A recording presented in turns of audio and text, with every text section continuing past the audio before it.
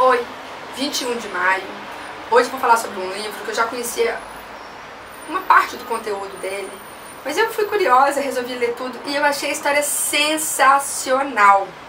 Eu tenho certeza que muitos dos meus amigos vão gostar muito dessa história. O livro é O Maior Vendedor do Mundo, do Og Mandino.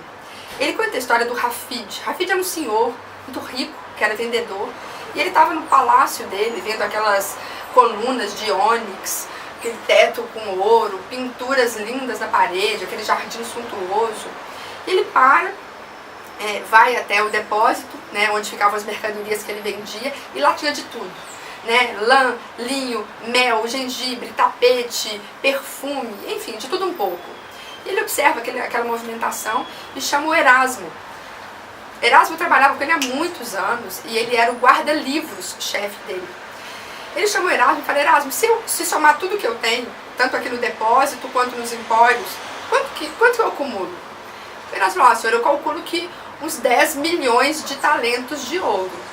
Ele falou: então eu ordeno que mande vender tudo que está aqui no depósito e eu quero doar isso, né, para os pobres. O Erasmo se assustou com aquilo. Como, senhor? Ele falou: olha, minha esposa Alicia já morreu e eu tenho aqui uma missão. Eu estou próximo de cumprir a minha missão e eu não quero acumular riquezas. Eu quero viver com aquilo que é suficiente para minha vida, mas sem desconforto. Então eu continuo morando aqui no palácio, mas eu vou te dar, Erasmo, 50 mil talentos de ouro. O depósito é seu e o palácio vai ser seu depois da minha morte. O Erasmo: como, senhor? Eu não mereço. Ele não merece, você foi muito leal. E ele levou naquele dia o Erasmo para conhecer um quarto do palácio que ele nunca tinha mostrado para ninguém, só para Alicia. E abriram a porta, né? O quarto ficou trancado por 30 anos e ele viu ali um baú. E ele virou para o Erasmo e falou: Erasmo, dentro desse baú está a maior riqueza da minha vida.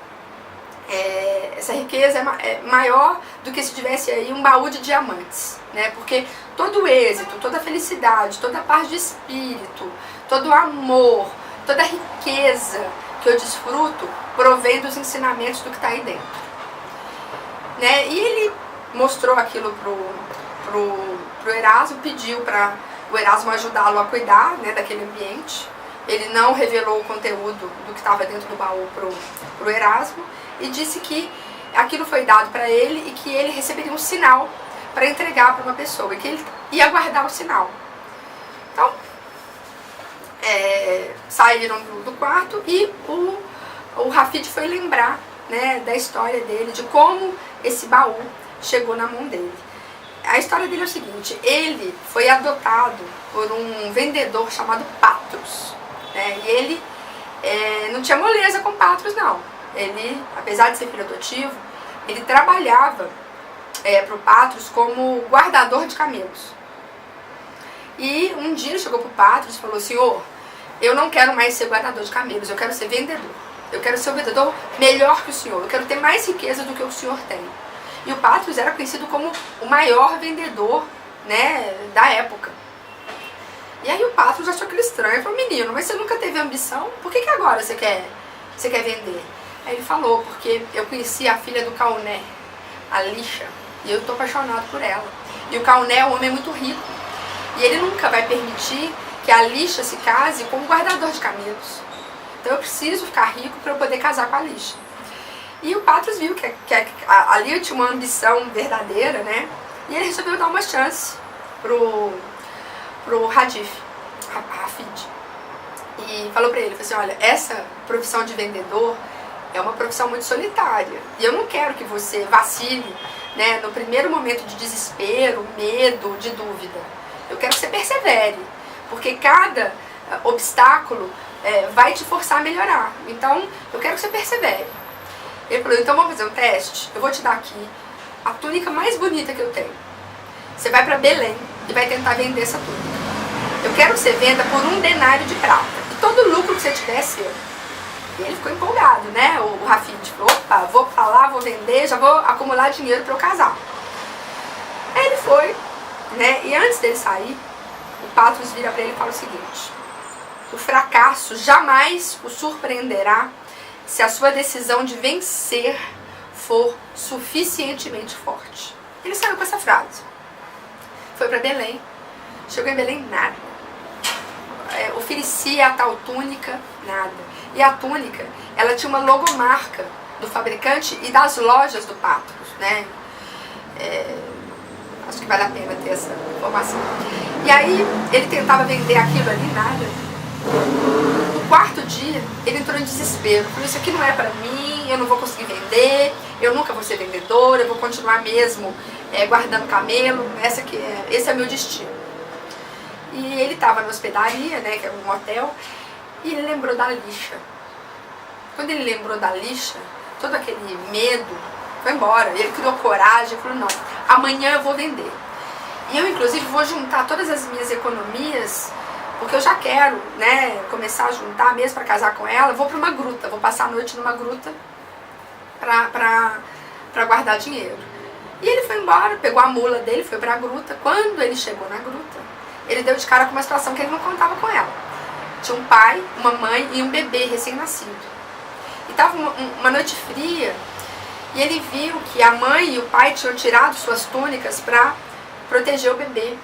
Ele viu a mãe tremendo de frio, e ele ficou sensibilizado com aquilo, olhou para a mula, viu a túnica vermelha e abriu o pacote, pegou a túnica do pai, entregou para o pai, pegou a túnica da mãe, entregou para a mãe e embrulhou aquele bebezinho com a tal túnica vermelha. A mãe ficou muito grata, deu um beijo nele, ele saiu ainda sentindo aquele beijo da mãe, né, de gratidão. E ele saiu da gruta e chorou. Ele chorou. Quando ele olhou para o alto, ele viu a estrela mais brilhante que ele já tinha visto na vida dele. E ele foi embora, né, na direção da tenda onde o Patros estava. Ele foi, só que à medida que ele ia caminhando, aquela estrela estava junto dele, parecia que estava seguindo ele. Um negócio estranho. Quando ele foi chegando no acampamento, né, onde estava a tenda do Patros, o Patros falou, mas, Rafid, o que aconteceu lá em Belém? Houve alguma experiência grandiosa, extraordinária em Belém? Não, foi porque você percebeu que tem uma estrela te seguindo? Ele olhou e falou, ele estava com um sentimento já de derrotado, né? Ele não tinha conseguido vender, ele estava ali consumido pelo fracasso dele. E eles entraram na tenda e ele foi contar, né, pro Patros toda a história dele lá em Belém, no mercado, na hospedaria, na gruta. Ele foi contar toda a história. Só que enquanto ele contava, em vez do Patros olhar para ele, o Patros olhava para a porta, né, para a abertura, a fenda que tinha na tenda. Ele olhava, tentava, mas ele olhava, falava assim, Rafid, você me curou. Ele, curei? Curei do quê? Eu não fiz nada. Você me curou. Eu tava com uma cegueira, que eu não queria admitir essa cegueira de jeito nenhum, mas eu tô enxergando. E aí o Rafid achou aquilo tudo muito estranho, né? Enfim. O Patros virou pra ele e falou, olha, por enquanto você volta, né, a guardar os camelos e eu vou ver o que eu faço. Ele aceitou o destino dele, né, o Rafid, e foi guardar os camelos. Uma semana depois, ele foi chamado para estar com o Patros. Quando ele viu o Patros, ele encontrou um cara super doente, de cama. Ele falou, senhor, o que aconteceu? Ele falou, eu quero te contar uma história. Há muitos anos, eu ainda rapaz, eu tinha um cargo, uma função pior do que a de guardador de camelos. Eu era muito pobre, né? E eu vivia sozinho. Até que um dia, tinha um viajante e 2 bandidos, né, estavam tentando roubar as coisas desse viajante e eu ajudei esse viajante. Salvei esse viajante dos bandidos. Ele ficou muito grato e ele me levou para morar com ele. E eu fui muito bem recebido. Quando eu cheguei, né, na casa dele, ele começou a ler para mim uns pergaminhos. E todos os dias ele lia aqueles pergaminhos para mim. Ele leu tanto que eu memorizei palavra por palavra dos pergaminhos. E aquilo, né, eu memorizei a ponto de aquilo tornar parte da minha vida como se fosse um hábito. Passou um tempo, né, ele já estava indo embora. quando esse viajante deu, né, para o Patros uma carta. E junto dessa carta, 50 moedas de ouro.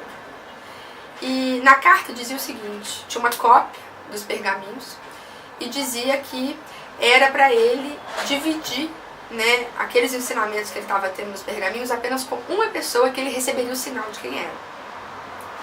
E era para ele aplicar as moedas dele de acordo com os ensinamentos que ele recebeu nos pergaminhos. E ele ficou rico, né? O Patros realmente ficou rico. E ele falou, essa é a minha história. Eu tenho aqui agora um baú com os pergaminhos. E eu entendi que naquele momento que eu vi, né, que eu tinha me curado da cegueira com aquela luz, e uma semana depois eu estou vendo a minha vida acabando, eu entendi que isso foi um sinal de que você é o escolhido para receber o meu baú com os pergaminhos. Mas eu preciso te passar algumas instruções, Rafid. A primeira delas, metade de tudo que você ganhar você tem que doar para os pobres. Segunda, você não pode mostrar esses pergaminhos para ninguém. Um dia você vai saber, você vai receber um chamado e você vai entregar para uma pessoa. E você toma aqui 100 moedas de ouro e você vai para Damasco.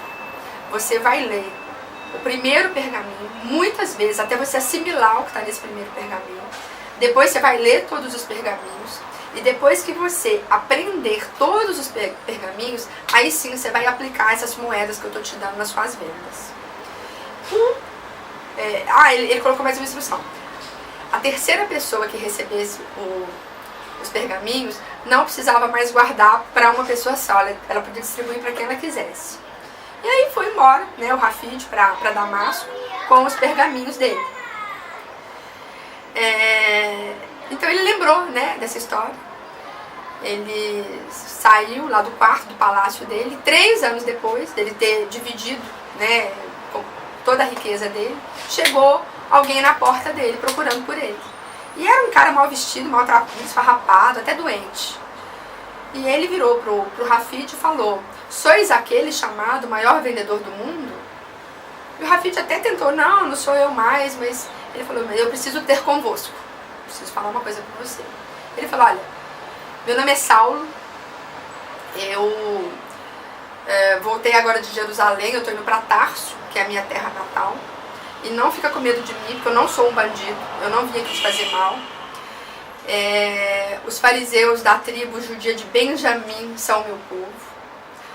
E embora, né, eu seja hoje fabricante de tendas, eu já fui um grande estudioso, estudei com o grande Gamaliel. E aquilo impressionou, né, o Rafid. Ele falou o seguinte, alguns me chamam de Paulo.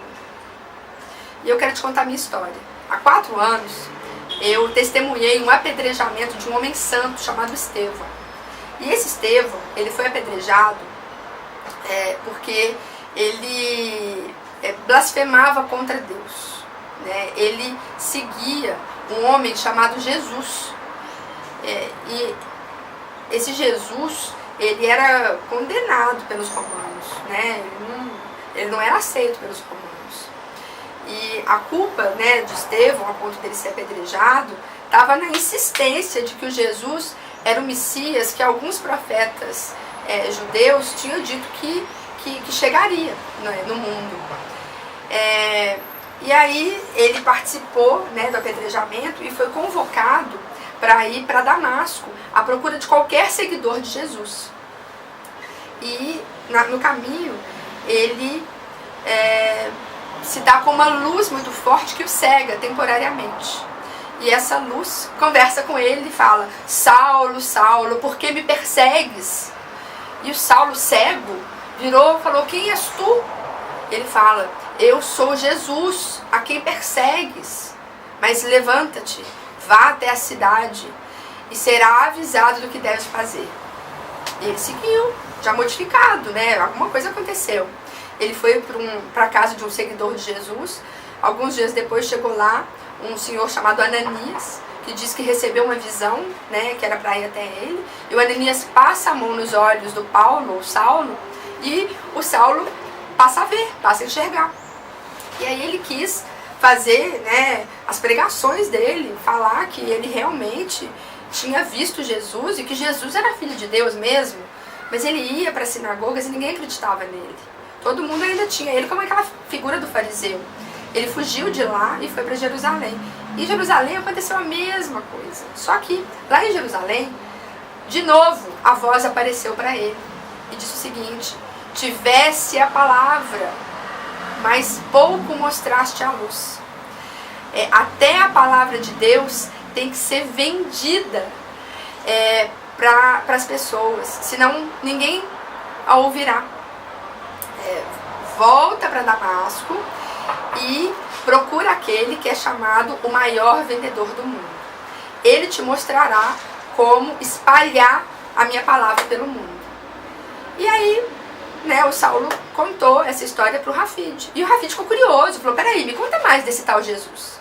E aí o Saulo contou para ele, né, dos sermões, dos milagres, da revivificação do morto, da crucificação, da ressurreição. Eu fui contando, né, tudo para ele.